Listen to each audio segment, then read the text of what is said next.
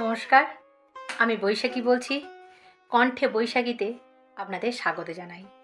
আমি যে ঘটনাটি বলবো সেটা সত্য ঘটনা অবলম্বনে।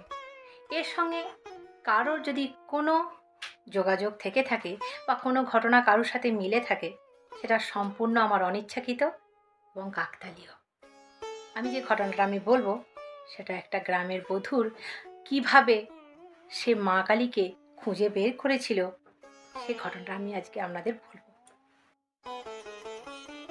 একটি গৃহবধূ দিন 15 আগে তার স্বামীর সাথে শ্বশুর শাশুড়ির সাথে ঝগড়া করে বাপের বাড়ি গিয়েছিল। কিন্তু বেশ কিছুদিন হয়ে গেল তার স্বামী তাকে তার বাপের বাড়ি থেকে আনতে যায়নি। এবার ঝগড়াটা একটু বেশি বড় মাত্রায় হয়ে গেছিল।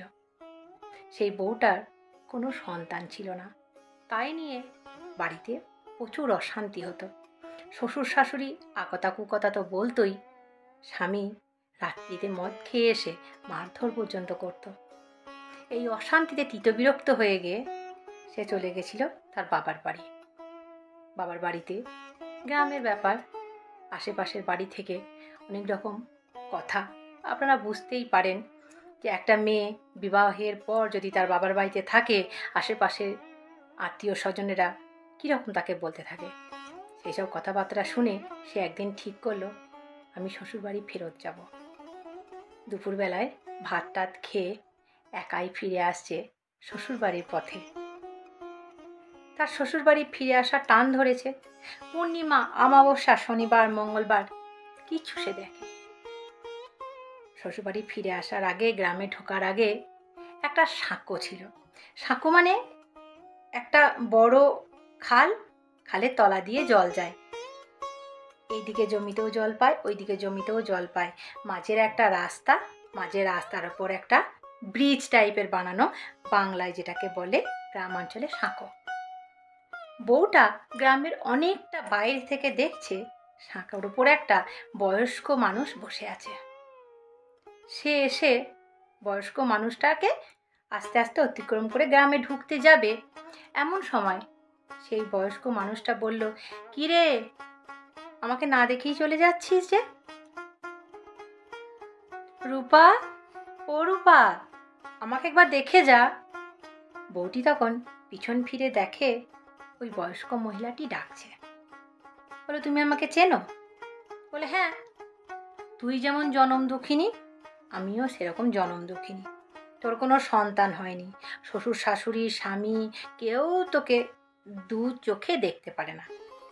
তুই সবার চোখের বালি, তাই না? জানিস, একদিন আমারও সব ছিল, সন্তান সন্ততি, পতি পত্নী, এক গা গয়না, বিশাল বড় গৃহ, আমার সবই ছিল। কিন্তু তোর যেমন কপালে কোনো সুখ নেই, দেখ না, আমারও কপালে কোনো সুখ নেই। রূপা বলল, আচ্ছা মা, তুমি এই এত অন্ধকারে কোথায় থাকো? বলল, ওই যে দেখছিস গ্রামের বাইরে একটা ঝোপঝাড় জ্বালা জঙ্গল আছে, ওই জঙ্গলের মধ্যেই তো আমি থাকি। আমাকে ওখানে রেখে গেছে রে। দেখ, আমাকে রেখে গেছে বললে ভুল হবে, আমাকে ফেলে রেখে গেছে। রূপা মনে মনে করলো, আচ্ছা, তাহলে ওর অনেক কিছু ছিল, ছেলে মেয়ে ওরা হয়তো দেখে না, ওইখানে হয়তো ফেলে রেখে গেছে। বলো, বুড়িমা, তুমি তো বলছো তুমি ওই বন জঙ্গলের ভেতর থাকো, কিন্তু আমার তো ওই গ্রামে অনেক দিন হলো বিয়ে হয়েছে। তুমি জানো, গ্রামের সব লোকেরা বলে ওই বনটায় নাকি ভূত থাকে। তো তুমি ওই বনের মধ্যে কি করে থাকো? বলে, কি ভূত থাকে? বলে, হ্যাঁ, গ্রামের লোকরা ওই আশেপাশে জমিতে যখন যায় তখন নুপুরের শব্দ পায়, কেমন ধূপধুনার শব্দ পায়, গন্ধ পায়, সেই জন্যই তো ওরা ওই মাঠের কাছাকাছি কাজ করতে পারে না, চলে আসে। বুড়িমা রূপার সব কথা শুনল এবং হেসে বলছে, আচ্ছা, তাই নাকি? জানিস, আমার একদিন কত প্রতিপত্তি ছিল, আমার একদিন কত ধুমধাম করে।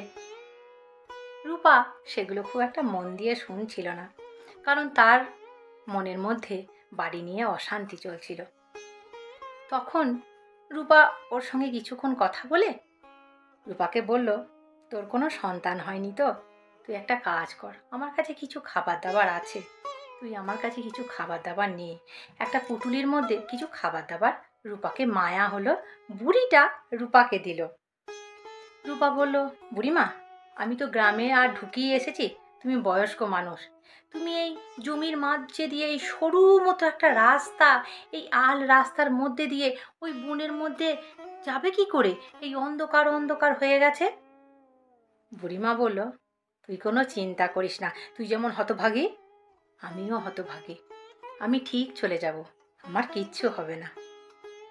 রূপা বলল, বুড়িমা আমি এখানে বসে আছি, তুমি যাও, তোমার ওই সাপ ব্যাং ডিঙিয়ে তুমি যাও, তুমি যখন ওই ভেতরে ঢুকবে তখন তুমি আমাকে একবার হাতের ইশারা করো, তোমার হাতের ইশারা দেখে আমি বাড়ি পৌঁছে যাব। দেখো বুড়িমা, বাড়িতে গিয়েও তো আবার সেই আমার অশান্তি শুরু হবে, তাই একটা ভালো কাজ করে যাই। বয়স্ক মানুষ তুমি, তুমি বাড়ি পর্যন্ত পৌঁছে যাবে, আমি দেখে আমি মনে নিশ্চিন্ত হয়ে তবেই যাব। বুড়িমা তোমাকে একটা কথা বলবো, আমার প্রায় মাঝে মাঝে এরকম অশান্তি হয়, যদি মাঝে মাঝে কোনো অশান্তি এরকম আর হয়, তোমার বাড়িতে আমি একটু আসবো মনের একটু শান্তির জন্যে, তুমি আমায় একটু থাকতে দিও। বলো, আমার কাছে সবাই আসতে পারে, সবারই দ্বার আমার জন্য খোলা, তুই কিছু চিন্তা করিস না, বাড়ি যা। বুড়িমা সরু ওই জমির মাঝে আল রাস্তাটা আছে, ওটা দিয়ে আস্তে আস্তে আস্তে আস্তে যাচ্ছে আর পিছন ফিরে ফিরে রূপাকে দেখছে। বুড়িমা ওই বনের মধ্যে গিয়ে একটা বিশাল বড় যে গাছ আছে, রূপা একটু আগে বলছিল না যেখানে ভূত থাকে, বুড়িমা ওইখানে গিয়ে রূপাকে হাত নাড়ল। রূপা সব বসে বসে ওই সাঁকোর মধ্যে দেখলো, দেখে মনে মনে ভাবছে, যাই শ্বশুর বাড়ি যাই, আবার শুরু হবে সেই আমার অশান্তি। রূপা আস্তে আস্তে আস্তে আস্তে শ্বশুর বাড়ি গেল। শ্বশুর বাড়ি যেতে না যেতেই তো শ্বশুর শাশুড়ি স্বামী ওর উপরে চড়াও হলো, কেন এলে, কিসের জন্য এলে, ঝগড়া করেছো, ঝগড়া করে চলে গেছিল, আমরা তো তোমাকে আনতে যাইনি, তবে কেন এলে, কত কথা। রূপা বসে থাকতে থাকতে থাকতে থাকতে আস্তে আস্তে স্বামীর কাছে ঘরে গেল। স্বামীকে গিয়ে বলল, জানো আমি আজকে আসার সময় সাঁকোর মধ্যে একটা বুড়িকে দেখেছি, বুড়ি আমায় খুব ভালোবেসেছে মেয়ের মতো। এক দু কথা হতে হতে হতে হতে রূপার বরের সঙ্গে রূপা তো আবার ঝগড়া লেগে গেছে। রূপার বর তো প্রতিদিন মদ খেয়ে আসে, আজকেও মদ খেয়েছিল। ঝগড়া করতে করতে করতে দেখা যাচ্ছে আস্তে আস্তে ভোর হয়ে গেছে, ঝগড়া এতটাই বেড়ে গেছে, রূপার বর বাইরে বেরিয়ে এসে ঘর থেকে, মা বাবা শুনে যাও, ও কি করেছে আজকে, ওই যে বনের মধ্যে ভূতটা থাকে না, ওই ভূতটা ওর ঘাড়ে চেপেছে দিয়েও আমাদের বাড়ি এসেছে। ও শ্বশুর শাশুড়ি তো ভীষণ ভয় পাচ্ছে, বলে ওই বনের মধ্যে ভূত থাকে, এই ভূত এই মেয়ের মধ্যেই এসেছে।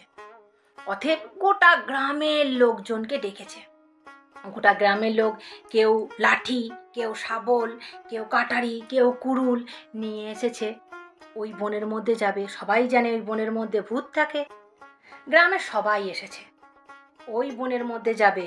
রূপা বলেছিল না ওই বনের মধ্যে একটা বুড়িমা থাকে, কিন্তু গোটা গ্রামের লোক জানে ওই বনের মধ্যে ভূত থাকে। গোটা গ্রামের লোক আস্তে আস্তে যাচ্ছে। রূপা বলছে, দাঁড়াও, আমি যখন বুড়িমায়ের সঙ্গে কথা বলেছি, বুড়িমা যে রাস্তা দিয়ে গিয়েছে আমি সেই রাস্তা দিয়েই তোমাদের নিয়ে যাব, তোমরা দেখো বুড়িমা আমার সঙ্গে কালকে অনেকক্ষণ কথা বলেছে, চলো আমরা তোমাকে বুড়িমার কাছে নিয়ে যাই। সরু রাস্তা দিয়ে গলিতে গলিতে যখন যাচ্ছে, মানে জমির আলে আলে যখন যাচ্ছে, তখন কিছুটা গিয়ে গিয়ে দেখে একটা একটা করে জবা ফুল রাস্তার কিছুটা দূরে দূরে পড়ে আছে। রূপা সহ গ্রামের সবাই এসে যেখানে বুড়িমা রূপাকে টাটা করেছিল, হাত দেখিয়েছিল, সেইখানে গিয়ে দেখে বিশাল বড় একটা গাছের তলায় একটা মা কালী। গ্রামের লোক আশ্চর্য হয়ে গেল, পাতা শিকড়ে ভর্তি, জড়িয়ে ধরে আছে মা কালীকে। মা সমস্ত সরিয়ে দেখে, হায় রে, এটা তো আমাদের সেই পুরনো মন্দিরের মা কালী, যেই মা কালীর বিশাল বড় মন্দির আজকে শূন্য পড়ে আছে।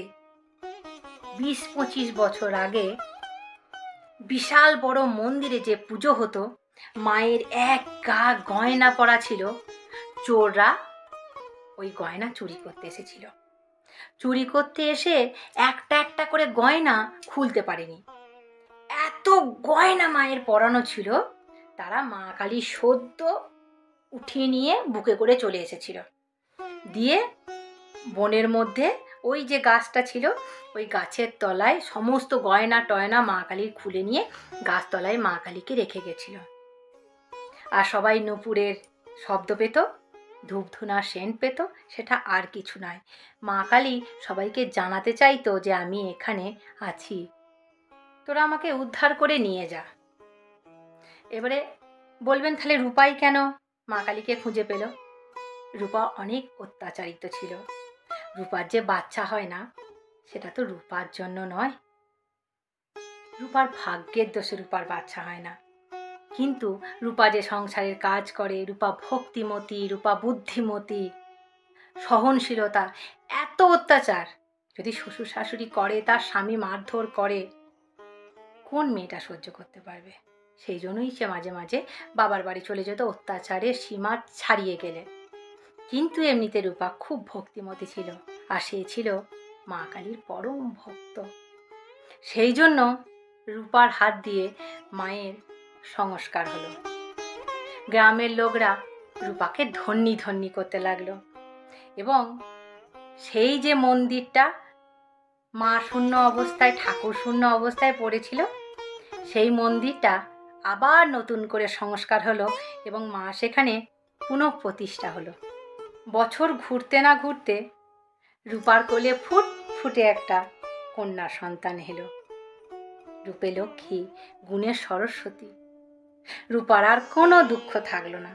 যেহেতু রূপা মা কালীকে উদ্ধার করেছিল, সেহেতু গ্রামের লোক সদ্য, তার শ্বশুর শাশুড়ি, তার স্বামী যথেষ্ট রূপাকে ভালোবাসত।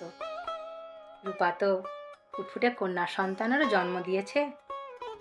তাও রূপা গ্রামের সবার এবং তার স্বামী শ্বশুর শাশুড়ির নয়নের মণি হয়ে গেল। আর মায়ের পুনঃপ্রতিষ্ঠা হতে লাগলো। বিশাল সুন্দর করে আবার মন্দির সেজে উঠল, আবার সুন্দর করে মায়ের পুজো হতে লাগলো।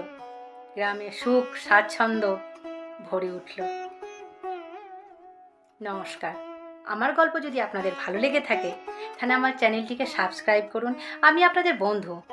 আপনাদের সাহায্য ছাড়া আমি বেশি দূর আগাতে পারবো না। আমি আপনাদের সাহায্য চাই। আপনাদের হাত ধরে আমি অনেক দূর যেতে চাই। এরকম আরও ভালো ভালো অনেক গল্প আমি আপনাদের শোনাতে চাই। এটা সত্যি সত্যি একটা ঠাকুরের গল্প, 20-25 বছর আগে ঘটা একটা সত্যি ঘটনা। কারোর সঙ্গে যদি কোনো মিল থাকে, তাহলে কিন্তু এটা আমার অনিচ্ছাকৃত মিল। এ ঘটনা আমাদেরই একটা স্থানীয় অঞ্চলের ঘটনা।